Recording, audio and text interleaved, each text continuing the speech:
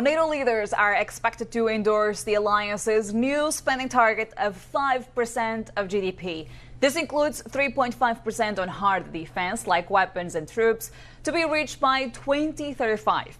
Negotiations over the goal continue to the last minute after Spain expressed opposition. But the government in Madrid says it secured changes to the text that will allow it to spend less. And of course, Steve is joining us live from The Hague this morning. Steve, so many things happening at the summit, whether that's the text messages that President Trump showed, whether it's Spain and what they're saying on defense spending. Just take us where do you think is the most important this morning? Yeah, all of the above, actually, and they're actually all interrelated, Sylvia. By the way, I'm here now in the arrivals hall, and my camera operator is well positioned as well, so we're hoping to get some very good sound over the next couple of hours. Take a look at the world's media, just waiting for the Secretary General to say a few words, and then, of course, the world leaders, the 32 members of the NATO alliance, plus Ursula von der Leyen will be here as well, we think, possibly with Kaja Kallas and maybe Antonio Costa as well. But you can see everybody poised and desperate to get their questions in. We'll see how we get on in around about 20 minutes time on that front. But let's go through to those text messages first of all, which was perhaps indiscreet of the US president, but really just underline what we've been talking about for weeks and days really, and that is that the Secretary General Mark Rutte, who is an arch diplomat, of course former Prime Minister, long-term Prime Minister of the Netherlands, has been working incredibly hard and diplomatically to keep the Americans on board. Now I know the Financial Times put out those texts, and it was almost like a glee about the fawning of the Secretary General towards the US president. But this is diplomacy, ladies and gentlemen. This is how it works as well. And if you want to keep the world's superpower,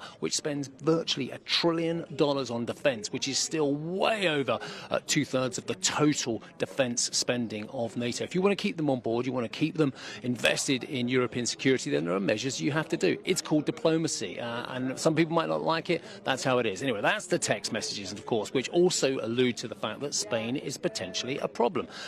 Now, the news you just said there is absolutely fascinating, because I've been speaking to a lot of world leaders, including Ulf Kristersson, the Swedish Prime Minister. I was speaking to the Estonian Defence Minister. I've been speaking to the Lithuanian Foreign Minister and others as well. And to a man and to a woman, the world leaders here have been saying, look, the Spanish have got to get on board. There can be no exceptions. We are going to get to 3.5% of military spending, plus the 1.5% on infrastructure spending, and that is the end of it. And so it'd be really interesting to see whether the Spanish are fully on board. Now, my understanding is that the arrivals are starting incredibly soon, so we're just keeping an eye on who's going to be getting out of these cars as well, the world leaders. That looks like Mr. Tajani, but I'm not entirely sure it is, actually, of course, who is the Italian Foreign Minister as well. But we'll be seeing a few of these, as I say, over the next hour, 2 hours on Squawk Box Europe as well. But the key issue here is keeping 32 nations to that 5% spending level, not 31, not 30 as well, so there can't be any exemptions, otherwise the unity is in danger.